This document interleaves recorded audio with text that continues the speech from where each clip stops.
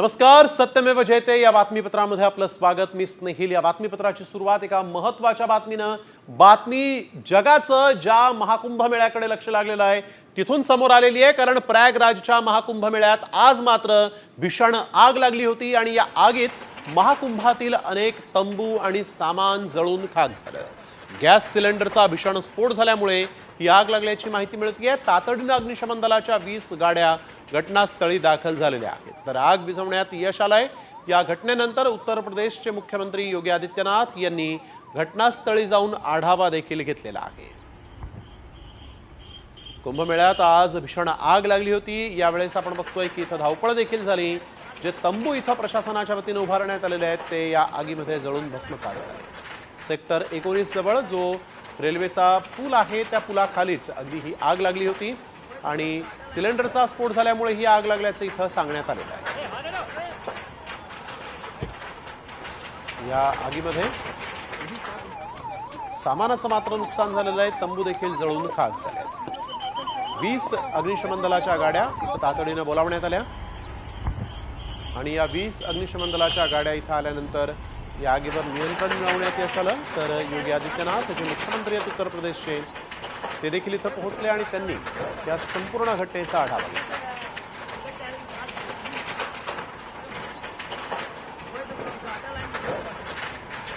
प्रयागराजमधल्या महाकुंभ मेळ्यात आज हे अग्नितांडव पाहायला मिळालं. गॅस सिलेंडरचा स्फोट झाल्यामुळे एका तंबूला भीषण आग लागली. आग पसरत गेल्यामुळे अनेक तंबू जळून खाक झाले. अग्निशमन दलाच्या 20 गाड्या या ठिकाणी आल्या आणि अग्निशमन दलानं या आगीवर अखेर नियंत्रण मिळवलं. शास्त्री पूल ते रेल्वे ब्रिज दरम्यानच्या परिसरात ही आग लागली. उत्तर प्रदेशचे मुख्यमंत्री योगी आदित्यनाथ यांनी तातडीनं घटनास्थळी दाखल होत या संपूर्ण घटनास्थळाची पाहणी केली. यानंतर वळूया पुढील बातमीकडे. धनंजय मुंडेंचा पालकमंत्री पदाचा पत्ता कापला गेला असला तरी यामागे अजित पवारांची मुंडेंना वाचवण्याची एक स्मार्ट खेळी असल्याची चर्चा रंगली. नेमकी काय आहे ही स्मार्ट खेळी आणि अजित पवारांनीच का घेतली बीडची जबाबदारी? पाहूयात या विशेष रिपोर्टमध्ये. धनंजय मुंडेंचा पत्ता कापला.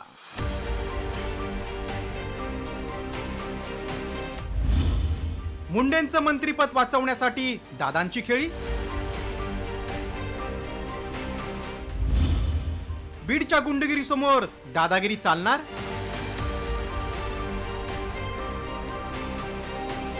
मंत्रिपदाची शपथ घेऊन तब्बल महिन्याभरानंतर पालकमंत्री पदाचं वाटप करण्यात आलं.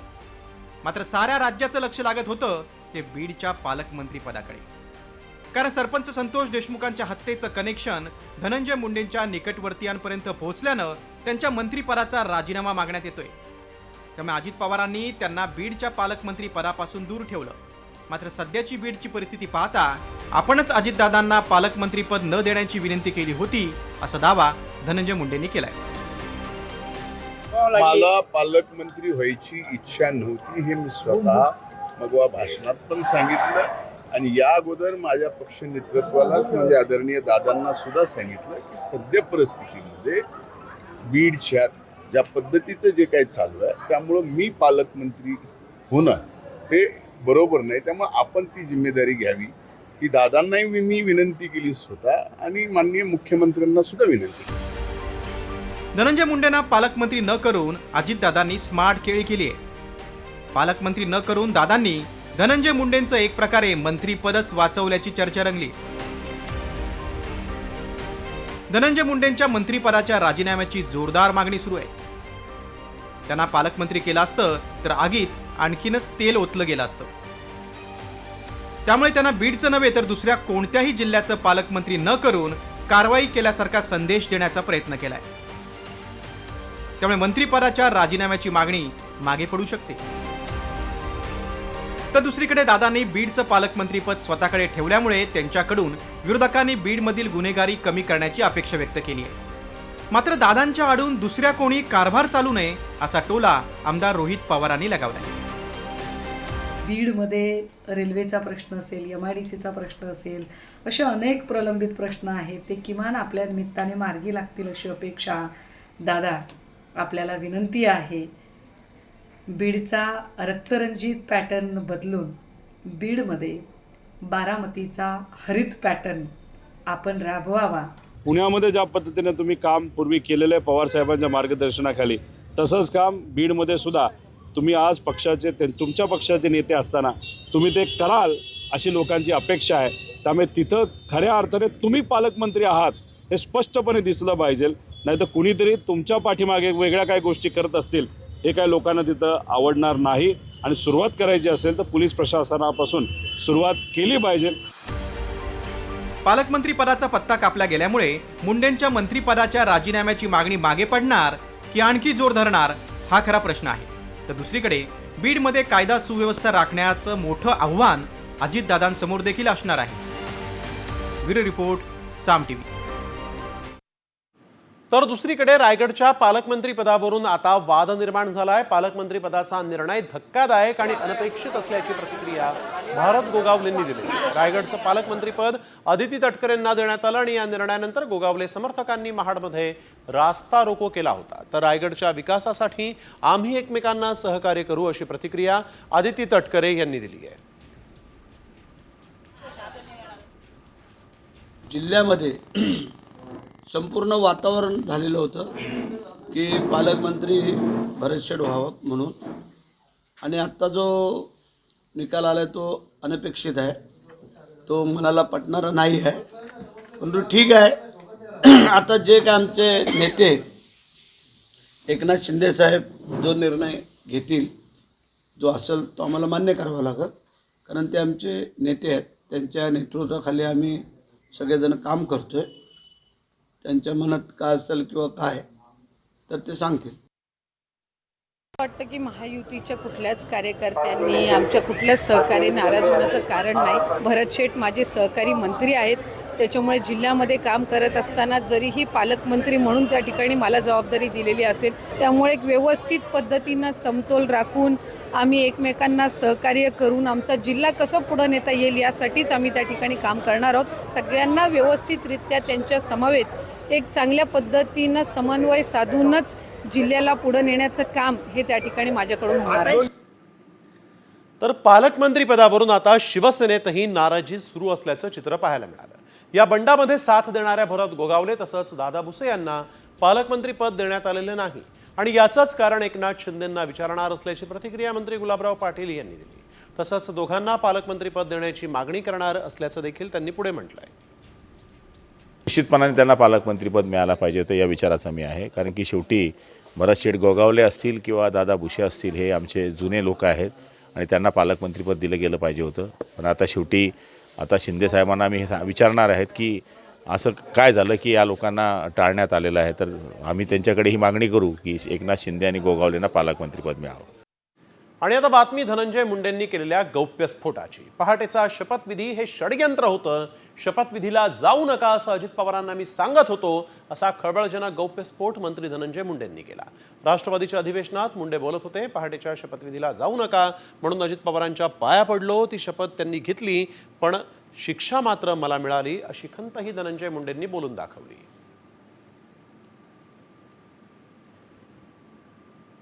दादांना सांगितलं पहाटेच्या शपथविधीला जाऊ नका. पहाटेचा शपथविधी हे षडयंत्र आहे, जाऊ नका असं सांगितलं. अजित पवारांनी जाऊ नये म्हणून त्यांच्या पायाही पडलो. पहाटेच्या शपथविधीपासूनच दादांना पक्षातून दूर करण्याचं षडयंत्र. अजित पवारांनी शपथ घेतली पण शिक्षा मात्र मला मिळाली असंही धनंजय मुंडेंनी म्हटलंय. तर जे भाषणात बोललो ते सत्य आहे अशी प्रतिक्रिया धनंजय मुंडेंनी यानंतर माध्यमांशी बोलताना दिलेली आहे. ते नेमकं काय म्हणाले ऐकूयात.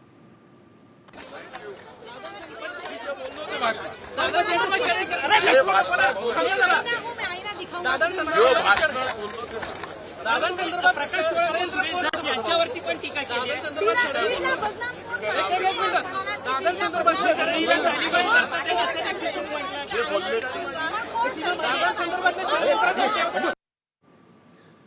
आज धनंजय मुंडे यांनी मी अभिमन्यू नाही तर मी अर्जुन आहे असं ठणकावलंय. आपल्याला ठरवून लक्ष केलं जात असल्याचा आरोपही मुंडेंनी केलाय. तसंच कठीण काळातही पक्ष म्हणून अजित पवार पाठीशी उभे राहिल्याची भावना मुंडेंनी बोलून दाखवली. तर आज उपमुख्यमंत्री अजित पवारांनी धनंजय मुंडेंचं विशेष कौतुक केलं. शिर्डीतल्या अधिवेशनात धनंजय मुंडेंनी केलेल्या भाषणावरून दादांनी मुंडेंची पाठ थोपटली. त्यावरून आता मनोज जरांगे पाटलांनी अजित पवारांवरही सडकून टीका केली आहे. धनंजय मुंडेंची गाडी जे मधी असं वावटं उठलेलं होतं त्या सगळ्याला पूर्णविराम देण्याचं काम आजच्या वक्तृत्वानं आजच्या भाषणाने त्या ठिकाणी धनंजय तू केलेलं आहे. पूर्णविराम मिळत नसतो. खून झालेत खून.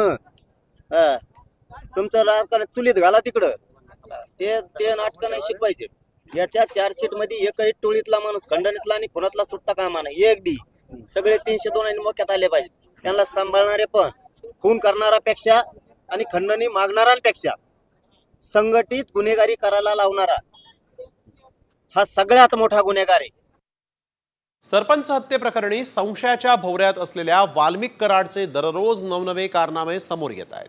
मुंडेंच्या घरी घरगडी म्हणून काम केलेला वाल्मिक कराड अब्जावधींचा मालक कसा झाला पाहुयात या रिपोर्टमध्ये. कराडचे अब्जावधींचे कारनामे.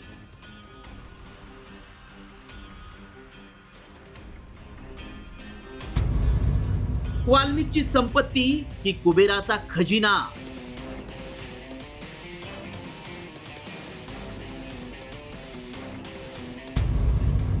वाल्मिककडे संपत्ती किती?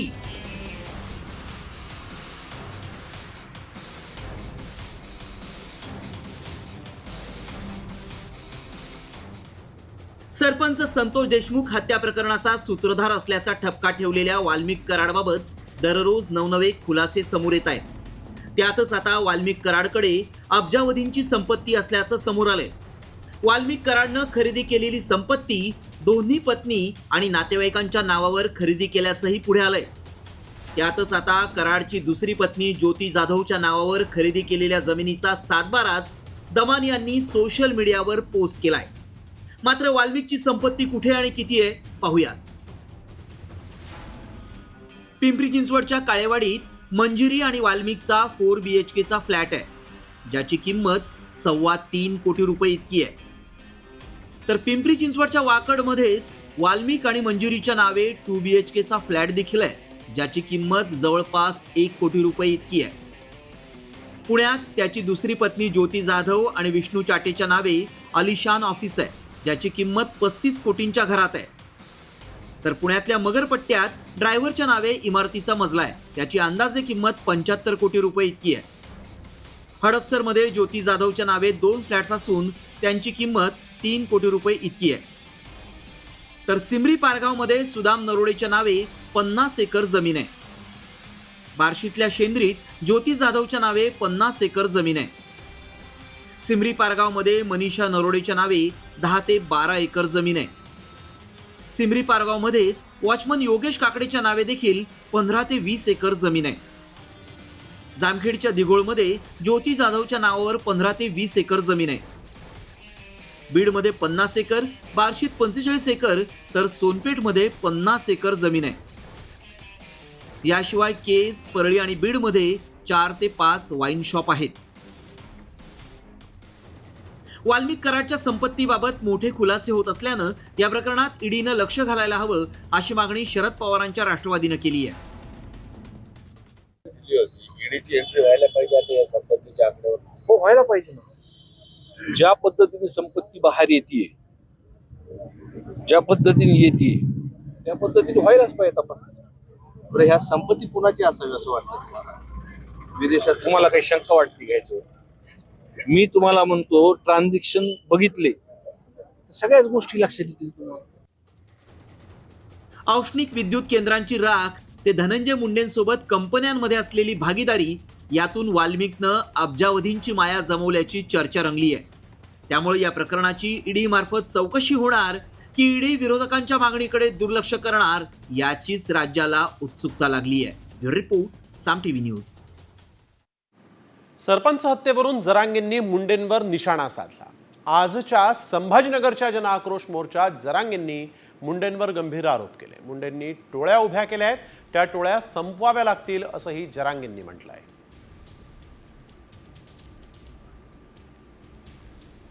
इतकी भयान आणि विदारक परिस्थिती त्या कुटुंबाची झाली. ती जर आपल्या कुटुंबाची झाली असती तर आपण शांत बसलो असतो का?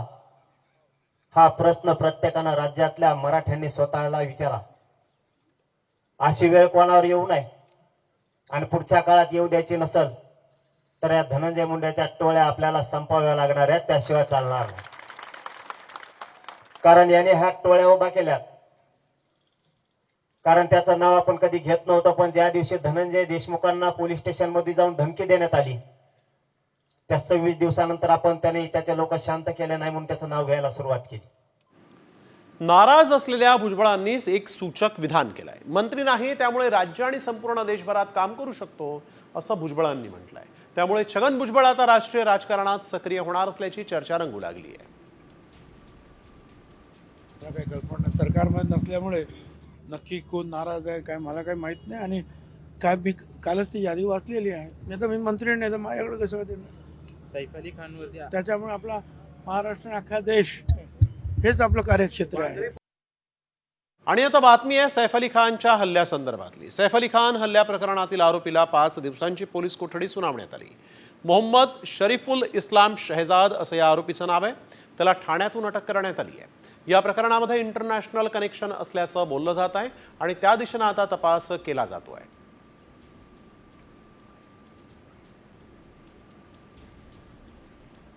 मुद्दा उठाया गया है कि 309 लगने वाला है बीएनएस के हिसाब से. 6 महीने से वो यहाँ पे रह रहा है, लेकिन वो कई सालों से रह रहा है. आज कोर्ट ने खुद सामने पब्लिक प्रोसिक्यूटर ने एडमिट किया है कि वो 7 साल से रह रहे. 7 साल से रह रहे, लेकिन 7 साल से अगर वो रह रहे और उनका क्या है बैकग्राउंड तो उन्होंने कुछ किया नहीं है. The remand is very faulty. International issue नहीं है. वो एक यंग बच्चा है, उसको स्केपगोट किया गया है. तर कोर्टामध्ये सरकारी वकील आणि आरोपीच्या वकिलांमध्ये काय युक्तिवाद झाला तो देखील पाहूयात. सरकारी वकिलांनी हल्ल्याचा हेतू फक्त चोरी आहे की नाही हे शोधायचं आहे असं इकडं दावा करताना म्हटलं. तसंच इथे त्याला कुणी मदत केली आहे का याचाही तपास करायचा असल्याचं म्हटलं आणि पोलीस कोठडीची मागणी केली. इतकी सुरक्षा असतानाही आरोपी आत कसा गेला हे समजून घ्यायचं आहे असंही सरकारी वकिलांनी कोर्टाच्या निदर्शनास आणून दिलं. तर आरोपीच्या वकिलांनी अभिनेत्याच्या घरी प्रकार झाल्यामुळे मीडियानं हे प्रकरण उचलून धरल्याचा दावा केला. सामान्य माणसाच्या घरी हा प्रकार घडला असता तर असाही प्रश्न आरोपीच्या वकिलांनी केला.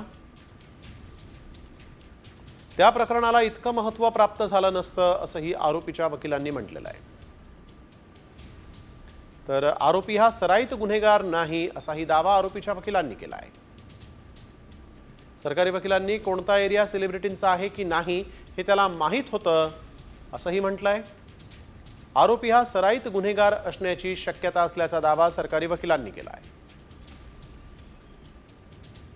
तसंच आरोपीच्या कपड्यावर रक्ताचे शिंतोडे असण्याची शक्यता असल्याचं सरकारी वकिलांनी म्हटलंय. आरोपीची 14 दिवस पोलीस कोठडी त्याला मिळावी अशी मागणी सरकारी वकिलांनी केली. तर सैफ अली खानवर हल्ला करणाऱ्या हल्लेखोराला अखेर बेड्या ठोकण्यात आल्या. या हल्लेखोराचं बांगलादेश कनेक्शनही उघड झालं. या आरोपीनं 2 दिवस कसा पोलिसांना गुंगारा दिला, त्याला कुठून जेरबंद करण्यात आलं त्यावरचा हा एक विशेष रिपोर्ट पाहूया. सैफच्या हल्लेखोराला अखेर बेड्या. ठाण्यातल्या लेबर कॅम्प मधून अटक. हल्लेखोर शहजादचं बांगलादेश कनेक्शन. 3 दिवसांपासून मुंबई पोलिसांना गुंगारा देणारा सैफ अली हल्लेखोर अखेर पोलिसांच्या तावडीत सापडलाच. मुंबई पोलिसांची अनेक पथकं वेगवेगळ्या दिशेनं तपास करीत होती. अगदी मध्य प्रदेशपर्यंत हे पथक पोहोचलं होतं. वांद्रे दादर परिसरातील शेकडो सीसीटीव्ही फुटेज पोलिसांनी चेक केलं होतं. हल्ल्यानंतर दादरमध्ये एका मोबाईल दुकानाच्या सीसीटीव्हीत दिसलेला हल्लेखोर नंतर कुठे लपला हे गूढ होतं. मात्र मुंबई पोलिसांनी प्रयत्नांची शर्थ करत अखेर त्याला पकडलंच. ठाण्यातील हिरानंदानी इस्टेट परिसरातील लेबर कॅम्पमधून त्याला अटक करण्यात आली आहे. धक्कादायक बाब म्हणजे त्याचं बांगलादेश कनेक्शन समोर आलंय. आरोपीचं नाव मोहम्मद शरीफुल इस्लाम शहजाद असं आहे. त्याच्याकडून बांगलादेशी मतदार कार्ड जप्त करण्यात आलंय. आरोपी 6 महिन्यांआधी मुंबईत आला होता. त्यानं आतापर्यंत 3 नावं बदलली. विजयदास या नावानं तो ठाण्यात वास्तव्य करत होता. सैफ अली खानवर हल्ला केल्याची त्यानं कबुली दिली आहे. सदर आरोपीचं नाव मोहम्मद शरीफुल इस्लाम शहजाद आहे. या आरोपीचं वय 30 वर्ष आहे. प्रथमदर्शनी हा आरोपी बांगलादेशी नागरिक असल्याचं निष्पन्न होत आहे. आरोपी शहजादला वांद्रे कोर्टानं 5 दिवसांची पोलीस कोठडी सुनावली आहे. त्याच्याकडे भारतीय असल्याचे पुरावे नाहीत. भारतात घुसल्यानंतर तो वारंवार नाव बदलत होता. ठाण्यातल्या एका बारमध्ये तो हाऊसकीपिंगचं काम करत होता. मालकाकडून त्यानं पैसे घेतले होते. बांगलादेशात पळ काढण्याच्या तयारीत असतानाच पोलिसांनी त्याला बेड्या ठोकल्या. सैफवर हल्ला केल्यानंतर आरोपीनं एकाला कॉल केला होता. त्यानंतर त्यानं फोन बंद केला. या एका कॉलवरून पोलिसांना ठाण्याच्या त्याच्या वास्तव्यापर्यंतचे धागेदोरे सापडले. आरोपीनं हल्ला केला तेव्हा परिधान केलेला काळा टी शर्ट, गुलाबी गमछा आणि नंतर बदललेला निळा टी शर्टही पोलिसांनी जप्त केलाय. त्याला पकडलं तेव्हा त्याच्याकडे कोयता सापडल्याची माहिती मिळतीये. आरोपी शहजाद वरळी इथल्या एका कॅफेमध्येही सफाईचं काम करायचा. जवळच असलेल्या जनता कॉलनीत तो वास्तव्याला होता. हल्ल्यानंतर तो वरळीत राहिल्याची माहिती समोर आली आहे. मुख्यमंत्र्यांनी नुकतंच बांगलादेशी घुसखोरांच्या प्रश्नावर बोट ठेवून कडक कारवाईची ग्वाही दिली होती. सैफ अली खानवरील हल्ल्यानंतर हा प्रश्न पुन्हा एकदा ऐरणीवर आलाय. रिपोर्ट साम टीव्ही न्यूज.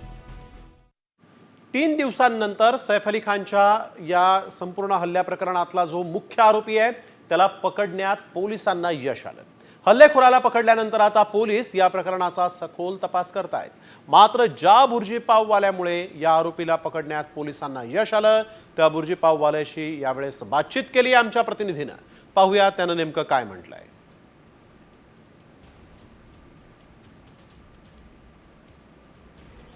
अजून आम्हाला त्याला फोटो पण दाखवले.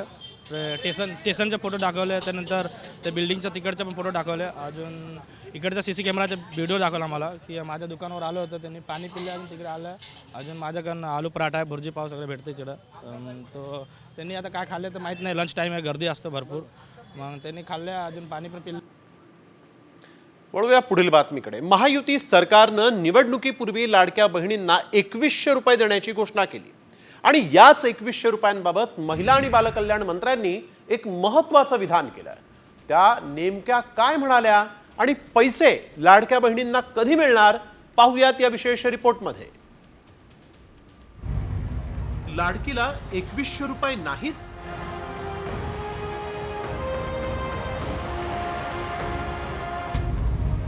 ₹2100 अजून प्रस्ताव नाही.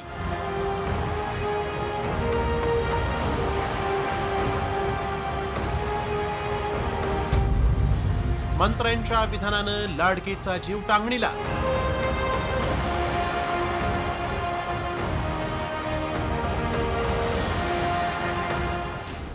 लाडक्या बहिणीचा हप्ता 1500 वरून 2100 रुपये करण्याचं आश्वासन महायुती सरकारनं निवडणुकांपूर्वी दिलं होतं. महायुती पुन्हा सत्तेत आल्यानंतर लाडक्या बहिणींना 2100 रुपयांचे वेध लागलेत. मात्र राज्यातल्या तब्बल 2.5 कोटी लाडक्या बहिणींचा हिरमोड होण्याची शक्यता आहे. कारण 2100 रुपये देण्याबाबत कोणताही प्रस्ताव मंत्रिमंडळासमोर नसल्याचं स्वतः महिला आणि बालकल्याण मंत्री आदिती तटकरे यांनी सांगितलंय. नेमकं आदिती तटकरेंनी काय म्हटलंय पाहूया. लाडकी बहीण योजना आणली त्यावेळी अर्थ विभागाने त्याची तयारी 3 ते 4 महिने अगोदर सुरू केली होती. 2100 रुपयांपर्यंत लाभ वाढवण्यासाठी देखील तशीच तयारी करावी लागेल. मात्र अद्याप मुख्यमंत्री आणि अर्थ खात्याकडून कोणत्याही सूचना आलेल्या नाहीत. असं स्पष्टीकरण अदिती तटकरेंनी दिलेलं आहे. एवढंच नव्हे तर आर्थिक भार किती आहे याबाबतचा अभ्यास करून निर्णय घेतला जाणार असल्याचंही त्यांनी सांगितलं. काही दिवसांपूर्वी जलसंपदा मंत्री राधाकृष्ण विखे पाटील यांनी लाडक्या बहिणींना अर्थसंकल्पीय अधिवेशनानंतर 2100 रुपये मिळणार असल्याचं सांगितलं होतं. त्यामुळे लाडक्या बहिणींच्या आशा पल्लवित झाल्या होत्या. सहा आता निवडणूक संपले, लोक म्हटले आता तुझे पैसे येणार नाही. 6 हप्ता पाठवला आपल्या खात्यामध्ये आणि आता अर्थसंकल्प झाला एकदा आमचा मार्चमध्ये की मग 1500 ते 2100 रुपये तुमच्या खात्यामध्ये जमा होणार, आपल्या भगिनींच्या खात्यामध्ये. असं असलं तरी लाडकीच्या 1500 रुपयाच्या हप्त्यामुळे सरकारी तिजोरीवर भार वाढल्याचं अनेक मंत्र्यांनी कबूलही केलंय. त्यामुळे नियमबाह्य लाभ घेत असलेल्या लाडक्या बहिणींना वगळण्यात येणार आहे. त्यात जर हप्ता 2100 रुपये केला तर सरकारचं टेन्शन अधिकच वाढणार आहे. त्यामुळे निवडणुकीपूर्वी दिलेल्या आश्वासनाची सरकार पूर्तता करणार की 1500 रुपयांवरच लाडक्या बहिणींना समाधान मानावं लागणार, असा प्रश्न राज्यातल्या सर्व लाडक्या बहिणींना पडलाय. ब्युरो रिपोर्ट, साम टीव्ही न्यूज. तर लाडकी बहीण योजनेबाबत अजित पवारांनी एक मोठं विधान केलं. लाडकी बहीण योजना सुरूच राहणार असून गरीब लाडक्या बहिणींसाठीच ही योजना आहे. त्यामुळे नियमबाह्य लाडकींना वगळण्याचे संकेत अजित पवारांनी दिलेले आहेत. माझी लाडकी बहीण योजना ही योजना कुठल्याही परिस्थितीमध्ये आपल्याला चालू ठेवायची, त्याबद्दल आपण काळजी करू नका. पण ते चालू करत असताना तो लाभ आम्ही जे ठरवलेलं होतं त्या माझ्या महिलेला, गरजू महिलेला मिळाला पाहिजे. आणि त्याच्यामध्ये थोडंसं काय करता येईल, जी व्यक्ती श्रीमंत आहे, जी व्यक्ती इन्कम टॅक्स भरते, ज्या व्यक्तीचा ऊस बऱ्यापैकी जातो, नोकरी आहे, सगळ्या काही गोष्टी आहे, अशांच्या ठिकाणी मात्र थोडा वेगळा विचार आम्ही त्या बाबतीमध्ये करतोय. सरपंच देशमुख हत्या आणि परभणीतील सोमनाथ सूर्यवंशी मृत्यू प्रकरणी संभाजीनगरमध्ये जनआक्रोश मोर्चा काढण्यात आला आणि यावेळेस संभाजीनगरमध्ये मराठा आणि दलित संघटना एकवटल्याचं दिसून आलं. या मोर्चात देशमुख कुटुंबासह जरांगेही सहभागी झाले होते आणि यावेळेस आरोपींना कठोर शिक्षा देण्याची मागणी करण्यात आली.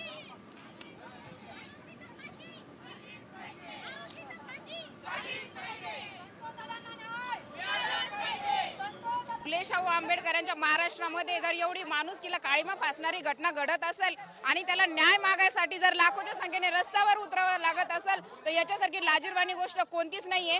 जर गृहमंत्र्याला आणि मुख्यमंत्र्यांना थोडीशी जर काही वाटत असेल तर त्यांनी या आरोपींना तात्काळ फाशी दिली पाहिजे. न्याय नक्कीच मिळाला पाहिजे. अतिशय हिंस्र पद्धतीने एखादा हिंस्र प्राणी सुद्धा आधी नरडीचा घोट घेऊन नंतर प्राणी खातो, पण इथं माणसाला सुद्धा अतिशय निर्दयीपणे मारलेला आहे.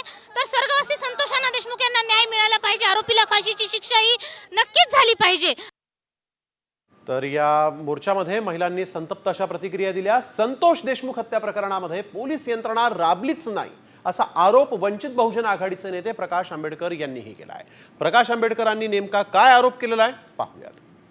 बीडचं जो प्रकरण आहे त्याच्यामध्ये सीआयडी असेल किंवा तपास यंत्रणा जी आहे त्याच पद्धतीनं परभणीमध्ये सुद्धा जशा यंत्रणा राबवल्या पाहिजे होत्या पण ते राबवल्या जात नाही.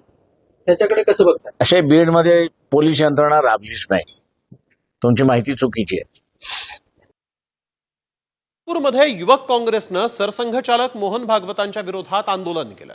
भागवत यांनी राम मंदिर झाल्यानंतर देशाला स्वातंत्र्य मिळालं असं विधान केलं होतं आणि या विधानाचा निषेध काँग्रेसनं केलेला आहे. मोहन भागवतांच्या विरोधात युवक काँग्रेसचे कार्यकर्ते आक्रमक झाले होते आणि त्यांनी इथं जोरदार आंदोलन केलं.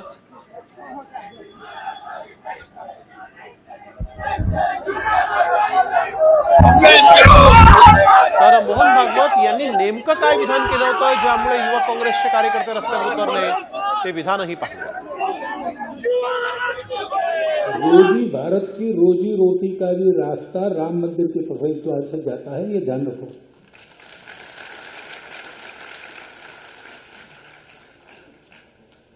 तो ये जो पूरा आंदोलन था वो भारत के स्व के जागृति के लिए था।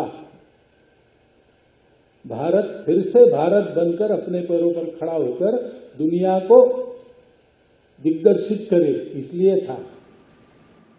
साम टीव्हीच्या बातमीची दखल शालेय शिक्षण मंत्र्यांनीही घेतली आहे। 10वी आणि 12वीच्या हॉल तिकिटावरील जातीचा उल्लेख आता रद्द करण्यात येणार आहे। साम टीव्हीच्या बातमीनंतर हा उल्लेख रद्द करण्याचा निर्णय घेण्यात आला आहे। जात प्रवर्गाचा उल्लेख हॉल तिकीटवर राहणार नाही असं शिक्षण मंत्री दादा भुसेंनी स्पष्ट केलं आहे। जातीचा उल्लेख करण्यात आलेला होता, ही वस्तुस्थिती आहे। त्या संदर्भामध्ये विभागाच्या वतीने दिलगिरी व्यक्त करण्यात आलेली आहे। अर्थात त्याच्या पाठीमागच्या ज्या काही भावना होत्या की बाबा त्या विद्यार्थ्यांना ज्या काही योजना असतात त्या योजनेचा लाभ भविष्य काळामध्ये मिळण्याच्या दृष्टिकोनातून तो कॉलम त्याने केलेला होता, परंतु तो पाठीमागे घेण्यात आलेला आहे आणि 10वीच्या हॉल तिकीटवर त्याचा उल्लेख नाही। एप्रिल महिना जवळ येतोय आणि आता सर्व कर्मचाऱ्यांना ओढ लागली ती पगारवाढीची। वर्षभर केलेल्या कामाचं फलित म्हणजे पगारवाढ यंदा किती असेल या संदर्भातला अहवाल समोर आलाय। पाहूयात या स्पेशल रिपोर्टमध्ये। खासगी क्षेत्रातील कर्मचाऱ्यांसाठी खुशखबर। यंदा कर्मचाऱ्यांना मिळणार 9.4% पगारवाढ। ऑटोमोबाईल क्षेत्रात सर्वाधिक 10% पगारवाढ। खासगी क्षेत्रातील कर्मचाऱ्यांना गेल्या 5 वर्षांमध्ये समाधानकारक वेतनवाढ मिळत असल्याचे चित्र आहे आणि यंदा म्हणजेच 2025 मध्येही खासगी कर्मचाऱ्यांना चांगली वेतनवाढ मिळेल असा अंदाज मनुष्यबळ सल्ला संस्था मर्सरने सर्वेक्षणात मांडलेला आहे। यावर्षी खासगी क्षेत्रातील कर्मचाऱ्यांना 9.4% पगारवाढ मिळणार असल्याचा अंदाज आहे। तंत्रज्ञान, गृहोपयोगी वस्तू, वित्तीय सेवा, ऑटोमोटिव्ह, अभियांत्रिकी, सेवा क्षेत्र अशा विविध क्षेत्रातील साधारणतः 1550हून अधिक कंपन्यांनी या सर्वेक्षणामध्ये सहभाग नोंदवला होता आणि या सर्वेक्षणाच्या अहवालात नक्की काय म्हटलेलं आहे पाहूयात। गेल्या 5 वर्षांमध्ये साधारण 8% पगारवाढ होतीये। 2025 मध्ये 9.4% पगारवाढीचा अंदाज आहे। ऑटोमोबाईल क्षेत्रामध्ये सर्वाधिक 10% पगारवाढीचा अंदाज। मेक इन इंडिया या उपक्रमामुळे ऑटोमोबाईल क्षेत्रामध्ये सर्वाधिक वाढ। 2025 मध्ये 37% संस्था कर्मचाऱ्यांची संख्या वाढवणार आहेत, तर कर्मचारी कपात 11.9%वर स्थिर राहणार आहे। पगारवाढीसोबतच अनेक कंपन्या नवीन कर्मचारी रुजू करून घेण्याच्या तयारीत आहेत। नवीन कर्मचाऱ्यांमध्ये सुद्धा कंपन्या फ्रेशर्सना सर्वाधिक पसंती देत आहेत आणि फ्रेशर्सना आकर्षित करण्यासाठी कंपनी नक्की काय करतेय पाहूयात। गुणवत्तेच्या आधारावर घसघशीत पॅकेज, उत्तम प्रशिक्षण, अपस्किलिंगसाठी प्रोत्साहन, प्रभावी कामासाठी वाढीव वेतन। त्यामुळे आता नव्या कर्मचारी भरतीसह जुन्या कर्मचाऱ्यांना चांगली पगारवाढ असेल असं चित्र मनुष्यबळ सल्लागार संस्था अर्थात मर्सरने केलेल्या सर्वेक्षणात दिसतंय। त्यामुळे यंदाचं वर्ष खासगी क्षेत्रात काम करणाऱ्यांसाठी आर्थिकदृष्ट्या समाधानकारक असेल अशी अपेक्षा आहे। ब्युरो रिपोर्ट, साम टीव्ही। वळूया पुढील बातमीकडे। दिल्लीतल्या इंदिरा गांधी इंडोर स्टेडियमवर पार पडलेल्या खो खोच्या पहिल्या विश्वचषकाचं जेतेपद पटकावून भारतीय महिला खो खो संघानं एक अनोखा इतिहास रचलाय। अंतिम सामन्यात भारतीय संघानं नेपाळचा पराभव केला।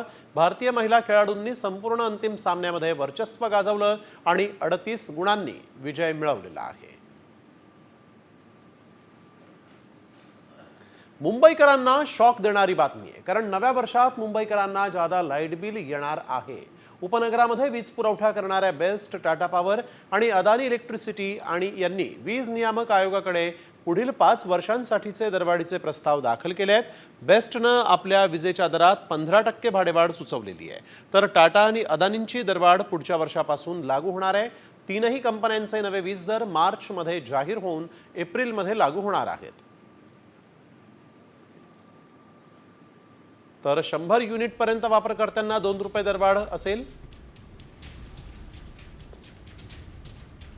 100 ते 300 युनिट वापरकर्ते जे आहेत त्यांना 5 रुपये 55 पैसे इतकी दरवाढ. 300 ते 500 युनिट वापरकर्त्यांसाठी 9 रुपये 45 पैसे. 500हून अधिक युनिट वापरकर्त्यांसाठी 11 रुपये 45 पैसे इतकी दरवाढ लागू असणार आहे. मुख्यमंत्री देवेंद्र फडणवीस हे दावोसच्या दौऱ्यावर आहेत. मुख्यमंत्र्यांचा 5 दिवसीय दावोसचा दौरा असून दावोसच्या जागतिक आर्थिक परिषदेला मुख्यमंत्री हजेरी लावणार आहेत. दावोस दौऱ्यातून महाराष्ट्रासाठी भरभक्कम गुंतवणूक आणण्याचा सरकारचा प्रयत्न आहे असं फडणवीसांनी यापूर्वी म्हटलंय.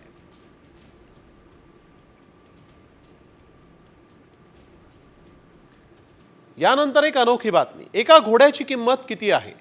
काही हजारामध्ये असेल किंवा लाखामध्ये असेल, पण जर तुम्हाला म्हटलं की एका घोड्यानं त्याची किंमत जी आहे ती रोल्स रॉयस गाडीला मागे टाकणारी असेल तर तुम्ही काय म्हणाल? बघायचा आहे का असा देखणा रोल्स रॉयस पेक्षाही महागडा घोडा? वा रे पठ्ठे, थेट चॅलेंज, ती पण रोल्स रॉयस गाडीलाच.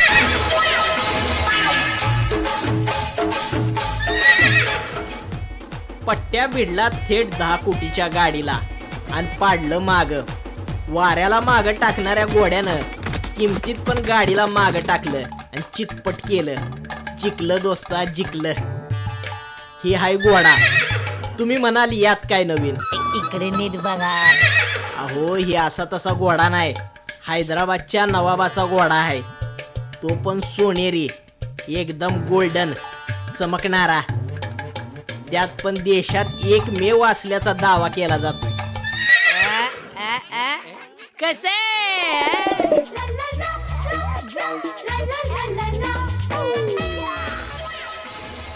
डोक्यावर लाल तुरा आणि गळ्यात गोंड्याचा पट्टा. वय वर्ष 8 आणि किंमत 11 कोट.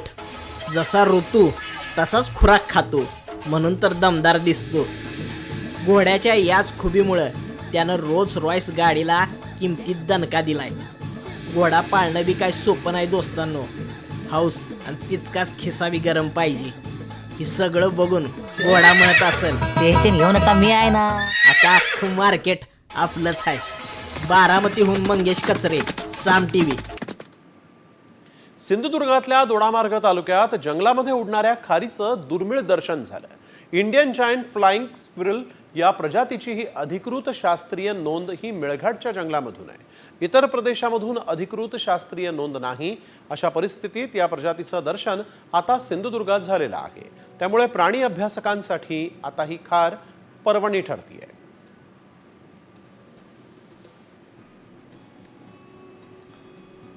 उडणारी खार असली तरी ती हवेवर तरंगत पुढे जाते. शरीराच्या दोन्ही बाजूंवर पातळ त्वचेचा एक पडदा असतो.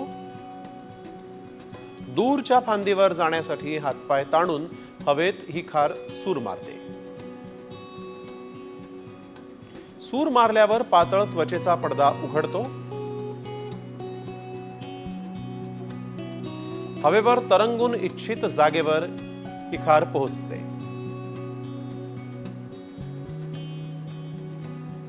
आणि आता करोडो व्हॉट्सअप युजर्ससाठी अत्यंत महत्त्वाची बातमी, कारण तुमचं व्हॉट्सअप हॅक होतंय.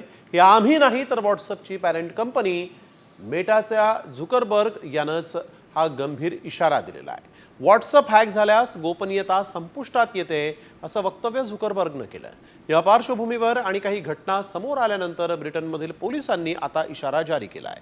व्हॉट्सअप हॅक करून संबंधित व्यक्तीच्या बँक खात्यातील पैसे लंपास झाल्याचे आणि हे पैसे नायजेरियाच्या चलनात रूपांतरित केल्याचे पोलिसांच्या तपासामध्ये उघड झालेलं आहे. या घटना ब्रिटनमध्ये घडल्या असल्या तरी 3 अब्जाहून अधिक युजर्सबाबत अशा घटना कुठेही घडू शकतात असा इशारा तज्ज्ञांनी दिलेला आहे. व्हॉट्सअप हॅक झाल्यास गोपनीयता संपुष्टात. मार्क झुकरबर्ग याचा इशारा आहे. व्हॉट्सअप हॅक करून बँक खात्यातील पैसे लंपास केले जात आहेत. लंपास केलेले पैसे नायजेरियाच्या चलनात रूपांतरित होत आहेत. व्हॉट्सअप हॅकिंगबाबत ब्रिटन पोलिसांचाही इशारा आहे. विद्यार्थी, आरोग्य सेवक आणि व्यापारी यांचं हेच लक्ष आहेत. तर 3 अब्ज युजर्स निशाण्यावर असून तज्ज्ञांनी तसा इशारा दिलेला आहे. तुम्ही खड्डे असलेल्या रस्त्यांमुळे हैराण झाला असाल तर ही बातमी तुमच्यासाठी आहे. कारण आता खड्डा दिसला की हवेत उडणाऱ्या कारचा शोध लागलाय. ही कार कोणत्या कंपनीनं बनवली आहे आणि या कारची किंमत नेमकी किती यावरचा हा एक स्पेशल रिपोर्ट पाहूया. खड्ड्यातूनही होणार आता आरामदायी प्रवास. खड्डा दिसला की उडणार कार. खड्डा चुकवणारी दमदार कार.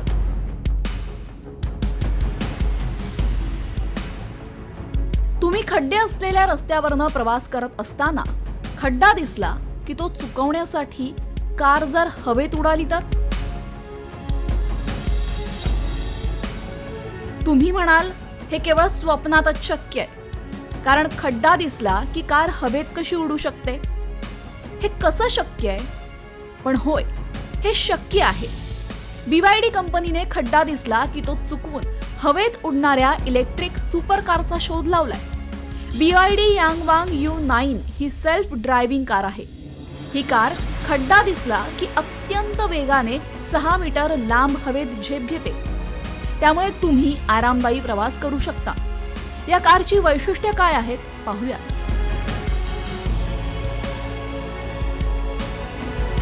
ही कार चीनमधील BYD या कंपनीने बनवली आहे. BYD यांगवांग U9 ही सेल्फ ड्रायव्हिंग कार आहे. ही कार स्वतःच रोडचं निरीक्षण करून खड्डा आणि खिळे ओळखू शकते. खड्डा, खिळे किंवा इतर अडथळा आल्यास कार हवेत उडून 6 मीटर झेप घेते. कार 1 टनापेक्षा जास्त ताकदीने हवेत उडते. कंपनीने DSX intelligent body control system बनवली आहे. कारमध्ये 4 वेगवेगळ्या इलेक्ट्रॉनिक मोटार दिलेल्या आहेत.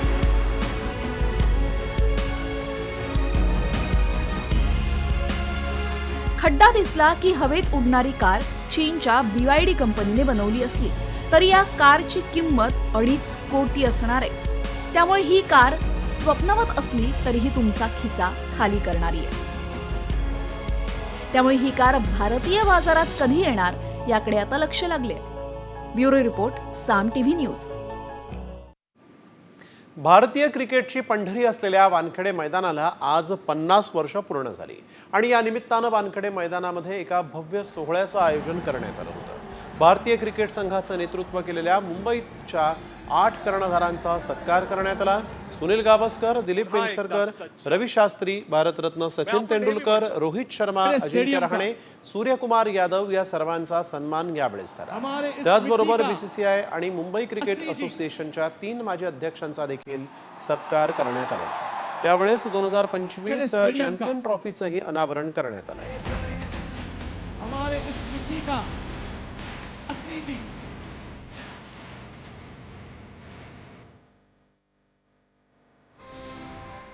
रोहित, अभी फोटो में ट्रॉफी पास में है. ऐसे गॉड ऑफ क्रिकेट के अंदर डर कैसे होता है? नहीं होता ही नहीं है.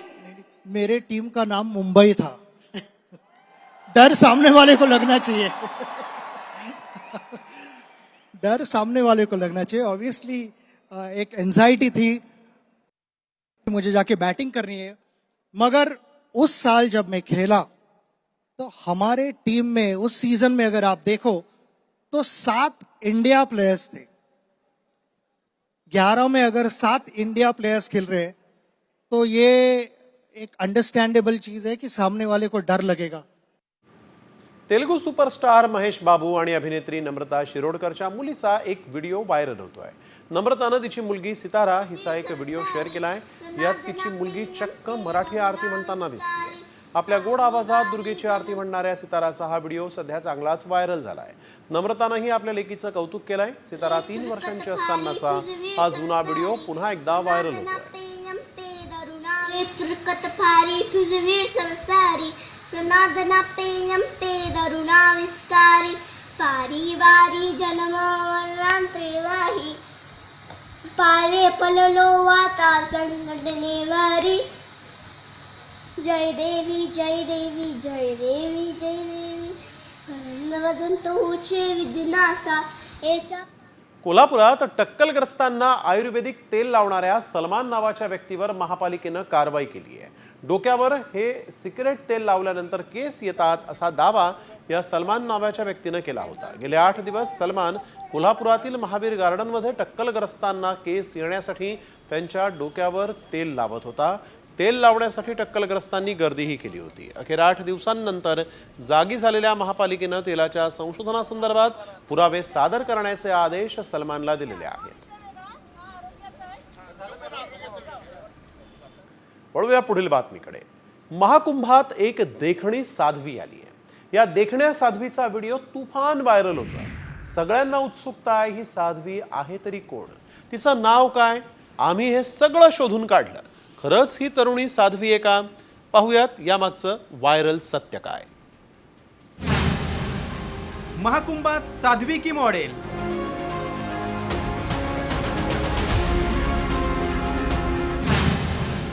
देखण्या साध्वीची देशभरात चर्चा. मैं उत्तराखंड से आई हूँ, आचार्य महामंडलेश्वर की शिष्या हूँ. काय आहे व्हायरल व्हिडिओ मागचं सत्य?